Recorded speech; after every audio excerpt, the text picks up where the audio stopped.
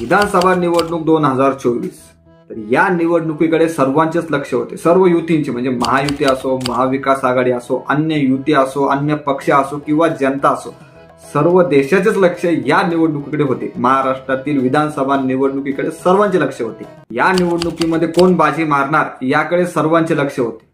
निकाल लागला, विधानसभा निवडणुकीचा निकाल लागला आणि महायुतीनं, जर आपण एक पाहिलं तर प्रचंड बहुमताने विजय मिळवला. प्रचंड बहुमताने एकतर्फी सामना झाला असं दिसतंय.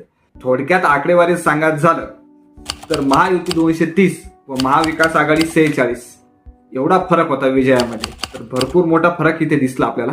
आता या महायुतीच्या विजयामध्ये सर्वात जास्त मोलाचा वाटा जर कोणाचा होता तर तो मुख्यमंत्री लाडकी बहीण योजना या योजनेचा होता. लाडकी बहीण योजनेने भरपूर प्रमाणात प्रसिद्धी कमावली, भरपूर प्रमाणात.